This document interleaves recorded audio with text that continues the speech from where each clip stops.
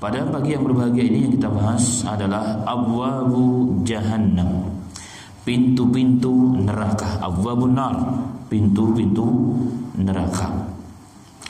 Disebutkan dalam Al-Quran, Allah Subhanahu wa ta'ala berfirman dalam surat Al-Hijr, dalam surat Al-Hijr ayat 43 dan ayat 44. Allah berfirman, wa inna jahannama lamau'iduhum ajma'in la sab'atun abwabin likulli babin minhum juz'un maqsum. Wa inna jahannama, dan sesungguhnya jahannama, neraka jahanam itu, lamau'iduhum ajma'in, adalah tempat yang telah diancamkan, tempat yang telah disiapkan kepada mereka, kepada para pengikut-pengikut hawa nafsu dan syaitan, pengikut tauhid, pengikut kesenang-menangan. Wa inna jahannama lamu'iduhum ajma'in, sesungguhnya neraka itu diperuntukkan, disiapkan, diancamkan bagi orang-orang yang tidak taat kepada Allah, para pengikut-pengikut kesesatan, dolalah, kedoliman dan seterusnya. Laha sab'atun awwabin, laha, dan baginya pada pintu tersebut, pada neraka jahanam tersebut, sab'atu awwabin, terdapat 7 pintu. Jadi neraka jahanam mempunyai 7 pintu. Likulli babin minhum juz'un maqsum, dan setiap pintu-pintunya, tiap pintu-pintunya yang telah ditetapkan oleh Allah, disiapkan untuk golongan yang tertentu dari golongan manusia. Pada ayat ini jelas menunjukkan kepada kita bahwa neraka jahanam mempunyai 7 pintu, dan setiap pintunya diperuntukkan bagi orang-orang yang sesuai dengan amalan perbuatan mereka. Diriwayatkan Imam Al-Qurtubi menukilkan, ulama mengatakan juz'un asyraku billah, ada satu pintu yang dipersiapkan bagi orang-orang yang mensyirikkan Allah, yang ragu dengan Allah, yang durhaka kepada Allah Subhanahu wa ta'ala, yang lalai dengan Allah, dan seterusnya. Itulah pintu-pintu yang disiapkan oleh Allah Subhanahu wa ta'ala. Al-Imam Qurtubi pernah meriwayatkan bahwa satu ketika Nabi Muhammad SAW sedang sholat di Masjid Nabawi sendirian, jadi kemungkinan sholat sunnah. Tiba-tiba datanglah atau melewatilah tempat tersebut seorang Arabiyah, seorang pedalaman wanita atau orang kampung dari pedalaman Madinah, dan seorang wanita. Kemudian langsung sholat di belakang Nabi Muhammad SAW, sholat sunnah, menjadi imam, menjadi makmum. Dan Nabi Muhammad SAW tidak tahu. Kemudian Rasulullah membaca salah satu surah Al-Quran, surah Al-Hijr, dan ayat yang dibaca pas ayat yang tadi. Wa inna jahannama lamu'iduhum ajma'in laha sab'atu abwabin likulli babin minhum juz'un maqsum. Orang Arab faham artinya, mengerti betul maksud daripada ayat tersebut. Maka setelah mendengar ayat tersebut, wanita tersebut hatinya menjadi takut, dan saking takutnya dengan ayat ini, fakharat arabiyyatu maghsyiyan, maka langsung terjatuh dan pingsan. Jadi banyak dari kalangan salaf dahulu, para tabi'in termasuk banyak mereka, begitu mereka faham dengan ayat Al-Quran dan begitu mereka mentadaburi ayat Al-Quran sampai pingsan. Subhanallah. Pingsannya kenapa? Mendengar ayat-ayat Allah dibacakan, saking takutnya dengan ancaman Allah Subhanahu wa ta'ala. Dan Rasulullah tidak mengetahuinya. Tapi setelah itu Rasulullah sadar. Kemudian setelah selesai sholat, Rasulullah memanggil beberapa sahabat membawakan air kepadanya, didoakan dan dipercikan ke mukanya dan siuman. Setelah itu Nabi Muhammad SAW mengatakan, ya hadi ma'alaki, wahai fulanah, apa yang terjadi padamu? Kenapa engkau terjatuh dan pingsan? Faqalat, maka wanita tersebut mengatakan, hada syai'un min kitabillah atau syai'un min tilqa'i nafsik. Ya Rasulullah, yang kau baca tadi itu, apakah itu satu dari bagian ayat-ayat Allah yang Allah turunkan kepadamu, atau itu muncul dari dirimu sendiri, kau baca seperti itu? Nabi Muhammad SAW mengatakan, bal huwa min kitabillahi al-munazzal. Bahkan wahai fulanah, sesungguhnya yang kubaca tadi satu dari ayat-ayat Allah yang Allah turunkan kepadaku. Faqalat, maka dia mengatakan, kullu adwin min a'dha'i yu'adzibu ala babi minha. Apakah setiap anggota badanku, wahai Rasulullah, akan diazab pada setiap pintu itu? Karena pintu neraka jahanam mempunyai 7 pintu. Apakah setiap badanku diazab pada setiap pintu tersebut, dibagi-bagi? Aku mendapatkan azab dari setiap pintu tersebut. Itu pertanyaan seorang wanita tersebut.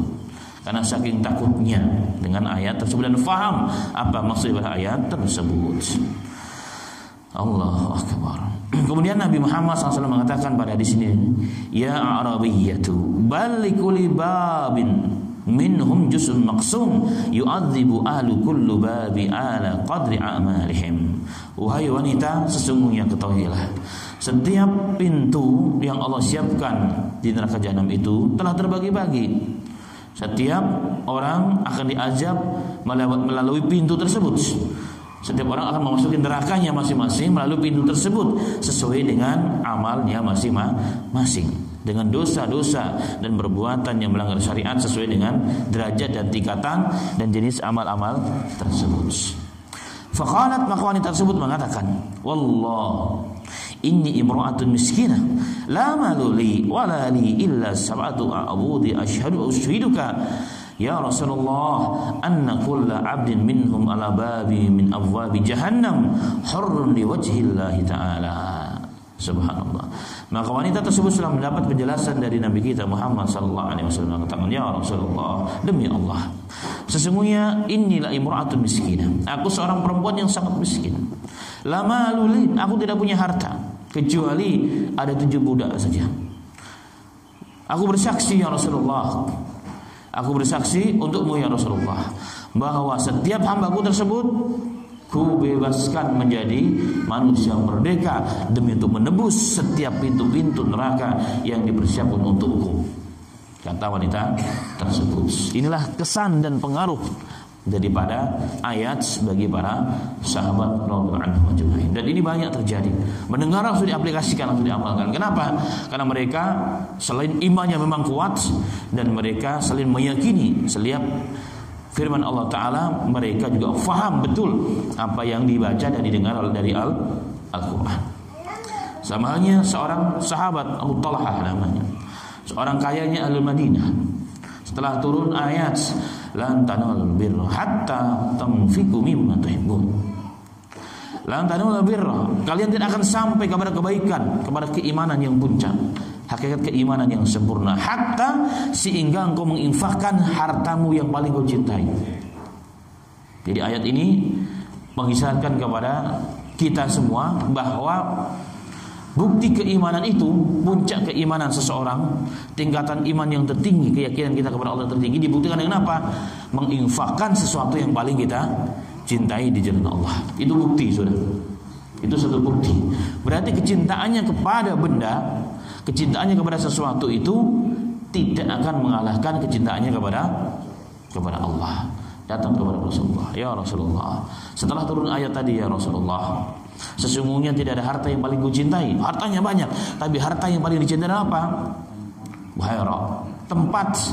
Ada satu di dekat Masjid Nabawi, di depan Masjid Nabawi, sebuah perkebunan kebun kurma yang di dalamnya terdapat sumur, Buhaira namanya, yang paling dicintai oleh yang punya, yaitu Abu Talha. Dan Rasulullah SAW sering masuk kebun tersebut, minum dari air tersebut karena saking manisnya dan saking segarnya. Dikatakan, ya Rasulullah, sekarang ku berikan ini untukmu, untuk Allah Subhanahu wa ta'ala. Inilah banyak sahabat seperti itu. Jadi banyak sahabat dengar ayat langsung dipraktikkan karena mereka faham dan mereka mengerti. Nah, ini yang terjadi juga pada wanita tersebut, insah hadis, jika hadisnya sahih. Maka ini bukti keimanan dan tingkat derajat kekuatan yakin para sahabat dan sahabiah kepada seluruh yang diturunkan Allah kepada Nabi kita Muhammad sallallahu alaihi wasallam. Dikatakan, ya Rasulullah, inni imra'atun miskinah. Ya Rasulullah, aku seorang perempuan yang miskin, enggak punya apa-apa, enggak punya harta, hanya 7 budak saja. Sekarang ku bebaskan ya Rasulullah, demi supaya jasadku, diriku diampuni, diselamatkan dari 7 pintu neraka tersebut. Kemudian fa'atahu Jibril alaihi salatu wassalam. Kemudian setelah itu datanglah Jibril, turun Jibril dari langit mendatangi Nabi kita Muhammad sallallahu alaihi wasallam, tentunya atas perintah Allah. Faqal, kemudian Jibril mengatakan, ya Rasulullah, basyir a'rabiyyata anna Allah qad ghafara laha wa harrama 'alaiha abwab jahannam wa fataha laha abwabu jannata kullaha. Jibril alaihissalatu wassalam mengatakan, ya Rasulullah, sampaikan kabar gembira kepada wanita tersebut. Sesungguhnya Allah Ta'ala telah mengampuni dosanya dan mengharamkannya memasuki pintu-pintu neraka jahanam yang 7. Dan dibukakanlah baginya pintu-pintu surga, dan terserah dia mau pintu mana dia memasuki pintu tersebut. Subhanallah. Ini diantara kisah hadis yang dinisbahkan kepada ayat ini terkait dengan jumlah pintu neraka jahanam, bahwa pintu neraka ada 7 pintu, likulli babin minhum juz'un maqsum, dan setiap pintu tersebut ada bagian orang-orang yang akan memasukinya sesuai dengan kadar dan dosa masing-masing. Kemudian dalam hadis juga menguatkan mengenai ayat tersebut. Pada hadis mengenai keutamaan bulan Ramadan, riwayat Muslim dan lain sebagainya, Nabi Muhammad SAW pernah mengatakan, idza jaa ramadhanu futihat abwabul jannati wa ghuliqat abwabun nar. Apabila telah datang bulan suci Ramadan, maka Allah akan membukakan pintu-pintu surga dan Allah akan menutup pintu-pintu neraka. Pintu-pintu neraka. Jadi memang neraka mempunyai pintu-pintu, surga juga mempunyai pintu-pintu gerbang yang begitu besar. Kemudian dalam hadis yang lain, hadis Ahmad dan At-Tirmidzi yang dilemahkan oleh sebagian ulama, li jahannama sab'atu abwabin babun minhum liman salla sayfahu ala ummati. Bahwa neraka itu mempunyai 7 pintu, dan satu di antara pintu tersebut disiapkan oleh Allah, man salla sayfahu ala ummati, bagi orang yang menghunuskan pedang untuk umatku. Jadi orang suka berbuat zalim, membuat kesewenang-wenangan, maka disiapkan mereka pintu khusus masuk neraka dengan pintu tersebut. Dan ini riwayat sebagian melemahkan, tetapi tidak bertentangan dengan ayat dan juga hadis yang sebelumnya. Allahumma musta'an. Dan dalam Al-Quran dijelaskan mengenai nama-nama pintu neraka tersebut. Nama-nama neraka dan tentunya pintu nerakanya juga sama. Jadi nama neraka dan pintu neraka itu hal yang sama. Dan itu disebutkan dalam Al-Quran pada ayat-ayat yang begitu banyak. Di antaranya pintu dan neraka Hawiyah. Pintu dan neraka Hawiyah yang tadi juga disebutkan oleh Allah Subhanahu wa ta'ala. Allah Ta'ala berfirman, wa amma man khaffat mawazinuhu fa ummuhu hawiyah. Wa amma man khaffat mawazinuhu, dan adapun orang-orang yang timbangan atau yang ringan timbangannya. Timbangan apa? Timbangan kebaikannya. Rasulullah mengatakan fa ummuhu hawiyah, maka tempat kembalinya adalah neraka hawiyah. Wa ma adraka ma hawiyah. Tahukah Anda apa itu neraka hawiyah? Narun hamiyah. Neraka hawiyah itu adalah narun hamiyah, api yang sangat panas. Hamiyah itu api yang sangat panas. La haula wala quwwata illa billahil aliyil azim. Menurut para alim ulama, yang dimaksud hawiyah adalah neraka yang sangat dalam. Neraka yang sangat dalam dan sangat begitu panas. Dan jika memasukinya tempat tersebut, maka tidak ada tempat untuk kembali. Jadi masuk ke situ sudah tidak akan pernah kembali ke tempat yang lain. Itu neraka hawiyah.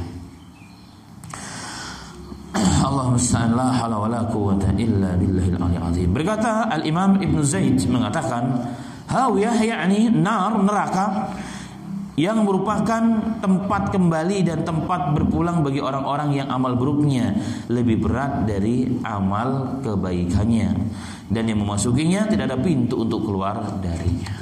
Itulah neraka hawiyah. La haula wala quwwata illa billahil aliyyil azim. Jadi neraka yang panas, neraka yang sangat panas. Dalam hadis yang cukup banyak, Nabi Muhammad SAW mengatakan seberapa panas neraka hawiyah itu dan seberapa panas neraka tersebut. Dalam riwayat Nabi Muhammad SAW mengatakan bahwa inha fudilat alaiha bitis'ati wa sittina juz'a. Ketika Nabi Muhammad SAW ditanya mengenai panasnya neraka, maka Rasulullah mengatakan sesungguhnya panas neraka Jahannam itu diunggulkan, dilebihkan oleh Allah Subhanahu wa taala melebihi 69 kali panas dunia. Jadi panas dunia yang begitu besar dikumpulkan menjadi satu, maka itu satu dari 70 bagian. Jadi panas neraka berarti 69 kali panas dunia ini, jika panasnya dikumpulkan menjadi satu. Apa yang pernah kita rasakan ketika memegang sebuah lilin? 1 menit saja kalau kita berani menaruh jari kita di atas lilin tersebut, apa yang terjadi kira-kira? Melepuh, kebakar. Bayangkan kalau itu adalah serumah ini gedenya api. Jangankan semenit, hitungan detik, maka kita bukan hanya tangan, badan kita pun akan hangus. Bayangkan kalau seluruh panas dunia dikumpulkan jadi satu, apa yang terjadi kira-kira? La haula wala quwwata illa billahil aliyyil azim. Informasi yang terupdate kemarin, ada beberapa kapal terbakar. Katanya jadi satu kapal menyambar kapal yang lain karena saking gedenya api. Itu baru sebagian kecil panasnya dunia. Bayangkan kalau panasnya itu sangat panas dan sangat besar, kali 69 kali panasnya. Itulah panas neraka. Beli khusus neraka hawiyah dan juga tentunya neraka-neraka secara umum. Allah musta'an, la haula wala quwwata illa billahil aliyyil azim. Dalam hadis yang lain Nabi Muhammad sallallahu alaihi wasallam pernah diriwayatkan oleh Imam Tirmidzi dan Imam Ibnu Majah dan lain sebagainya, bahwa sallallahu alaihi wasallam pernah bersabda, "Uqida 'alan nari alfa sanatin hatta ihmarrat, summa uqidat 'alaiha alfa sanatin hatta abyadat, summa uqida 'anha alfa sanati hatta iswaddat, fa hiya sawda'u mudlimah." Sallallahu alaihi wasallam mengatakan, api neraka dinyalakan oleh Allah. Yang pertama 1000 tahun. Jadi neraka telah dipanaskan selama 1000 tahun. Hatta ihmarrat, sehingga menjadi merah yang luar biasa. Selama 1000 tahun ma'asal muslimin dipanaskan Allah, dipanasi sampai begitu merah menyala. Allahu Akbar. Besi saja ditaruh di atas api, hanya hitungan menit akan menyala. Besi yang begitu kuat, yang begitu luar biasanya tajamnya dan beratnya, hanya beberapa menit ditaruh di atas api yang menyala, dia akan juga berubah menjadi merah.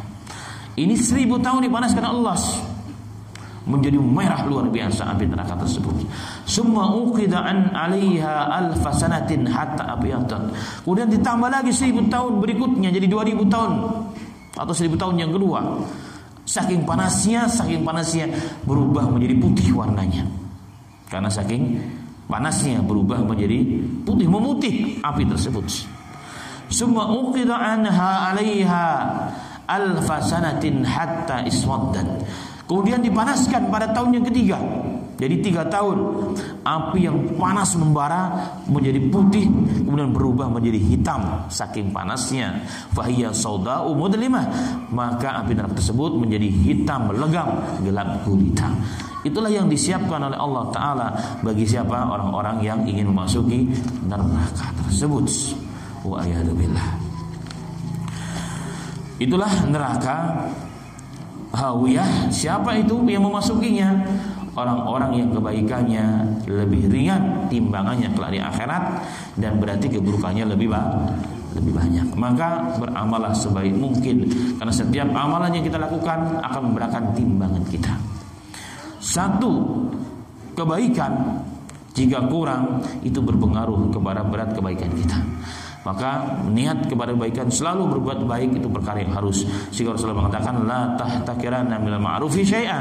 Janganlah kalian pernah meremehkan satu amalan wahai manusia. Walaupun kau berbagi, kau punyanya cuma satu kurma, paruh jadi dua, kasih separuh untuk orang lain. Atau kalau nggak bisa, minimal jika engkau bertemu dengan saudaramu, maka dengan wajah yang talikin, dengan wajah yang berseri-seri, itu pun kebaikan dan itu pun sedekah bagi orang lain. Dan itu bekal bagi kita, ma'asyiral muslimin.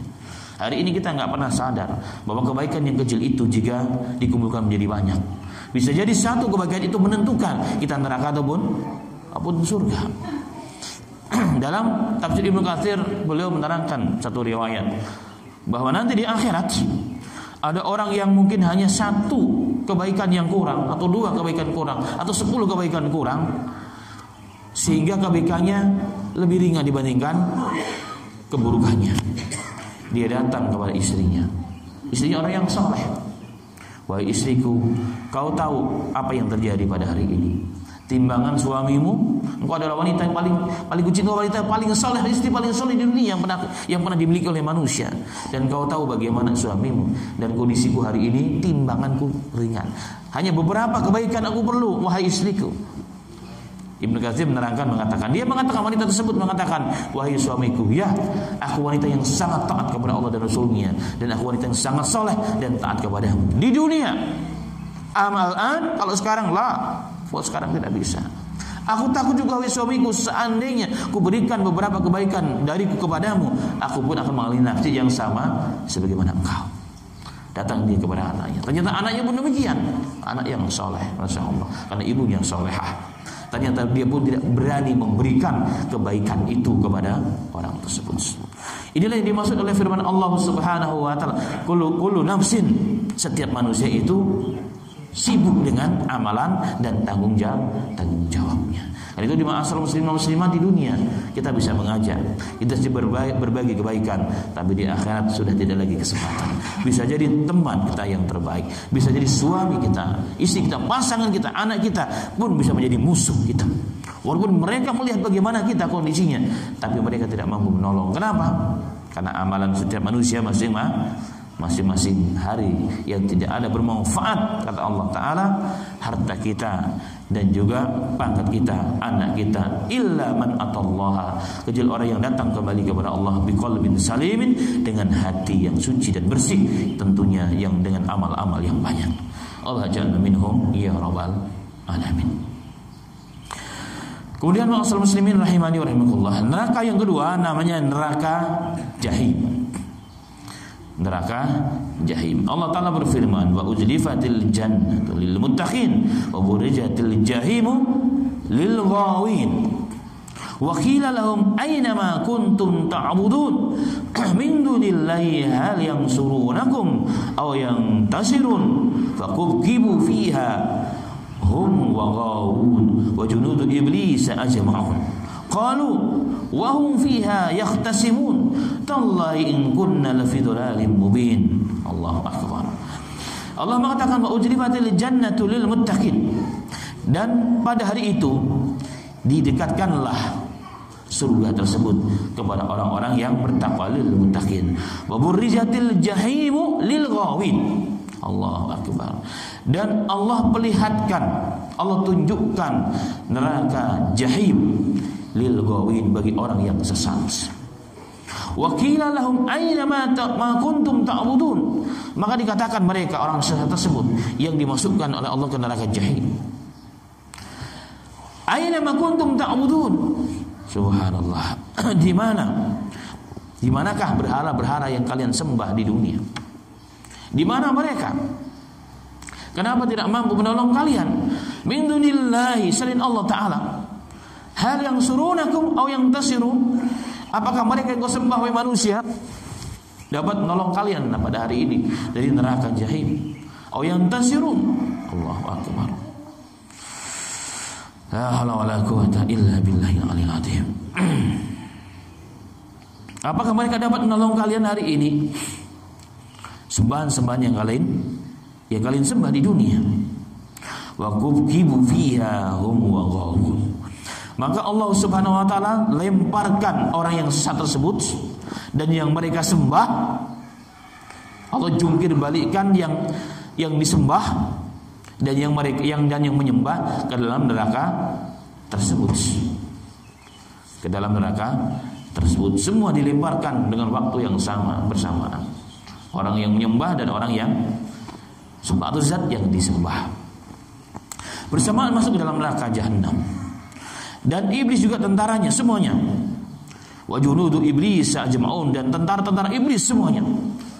Tentara iblis baik syaitan-syaitan dari kalangan manusia atau syaitan-syaitan dari kalangan jin, semua dimasukkan oleh Allah ke dalam neraka jahannam tersebut.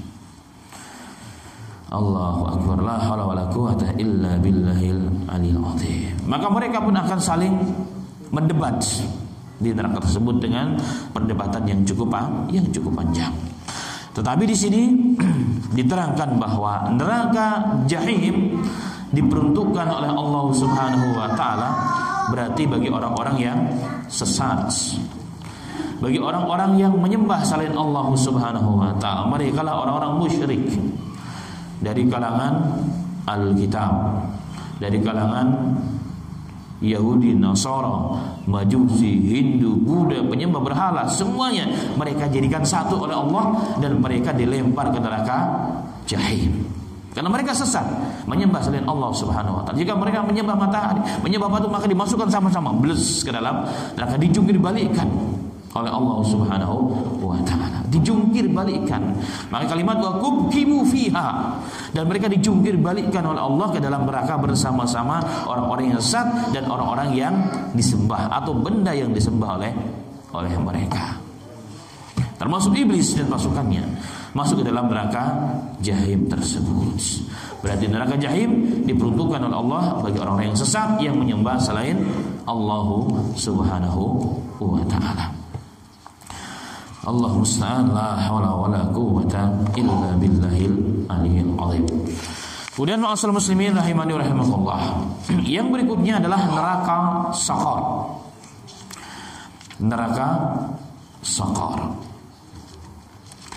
Dalam Al-Qur'an di surat Al-Mudaththir menerangkan mengenai neraka Saqar tersebut. Mengenai neraka Saqar tersebut, Allah Ta'ala berfirman, a'udzubillahi minasyaitonir rajim, kullu nafsin bima kasabat rahina illa ashabal yamin fi jannati yatasaalun anil mujrimin ma salakakum fis saqar qalu lam nakum minal musallin wa lam nakun nut'imul miskin wa kunna nakhudhu ma'al khaidin wa kunna nu'adzibu biyaumiddin hatta atana al-yaqin famatanfa'uhum syafa'atus syafi'in. Allah mengatakan dalam surat Al-Mudaththir ini ayat 42 dan selanjutnya, kullu nafsin bima kasabat rahina.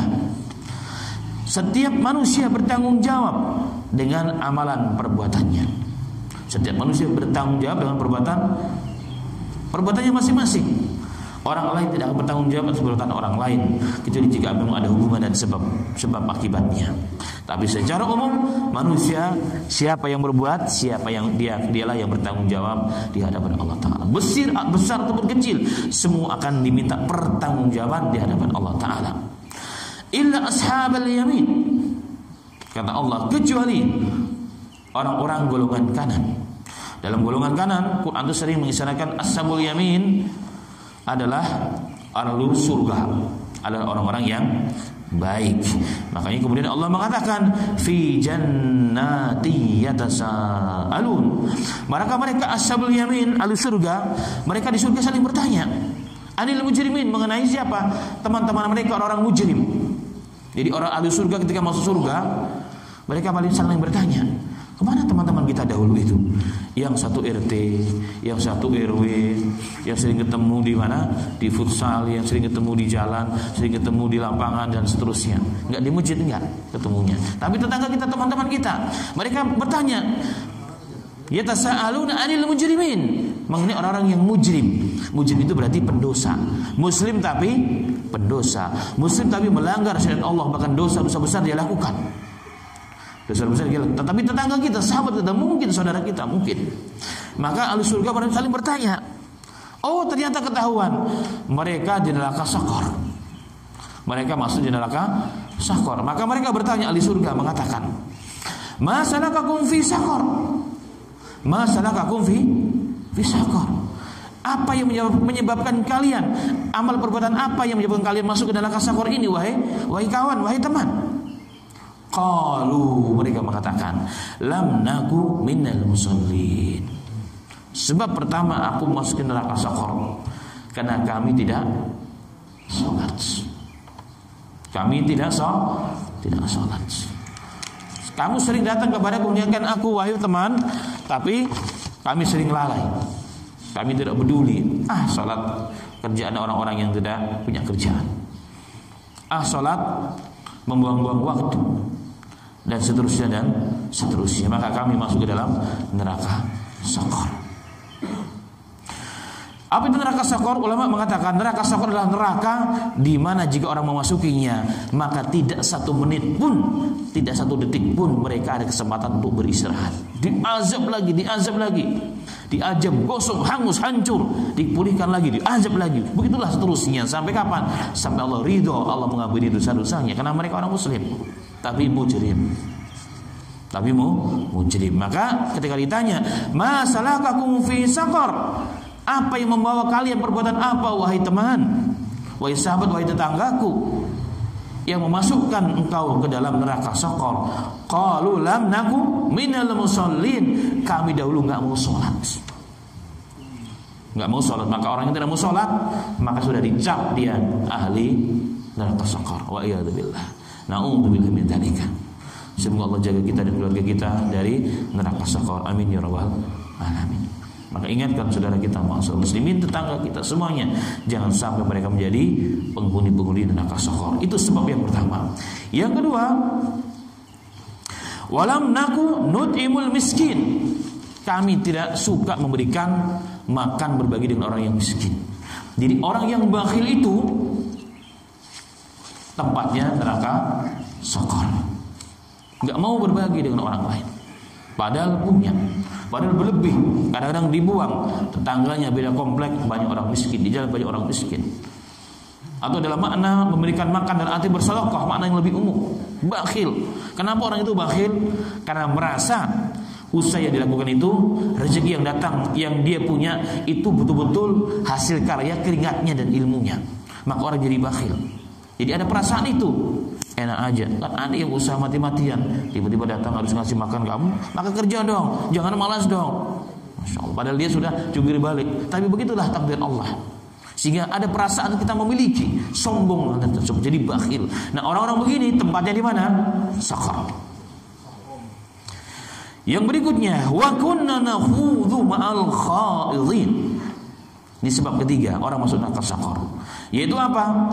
Mereka biasa berbicara, menghabiskan waktu untuk perkara-perkara yang batil, bersama dengan orang-orang yang ngurumpi, bersama orang yang membicarakan hal tersebut. Wa kunna nakhudhu ma'al khaidin. Inilah diantara juga amalan-amalan yang menyebabkan orang masuk ke dalam neraka Sakor. Suka ngurumpi hal-hal yang jelas, ngurumpi perkara-perkara yang tidak baik, ghibah orang dan seterusnya, mengucapkan kalimat-kalimat hoax, masuk dalam kategori ini. Menghancurkan umat, menipu bangsa, menipu negara. Ini termasuk orang-orang yang masuk ke dalam neraka Sakor. Allahumma musta'an.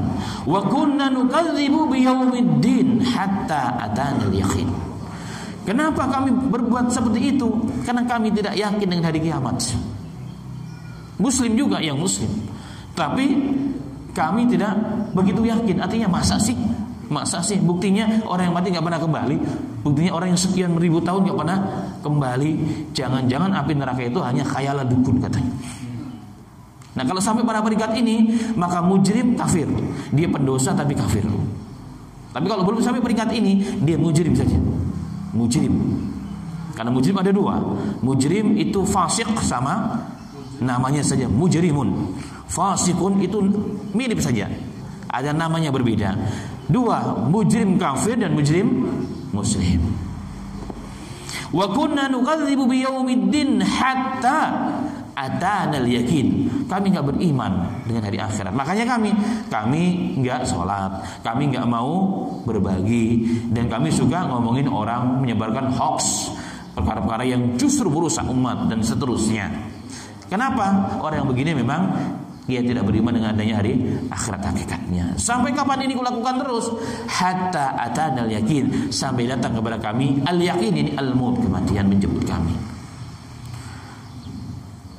La haula wala quwwata illa billahil aliyyil azim.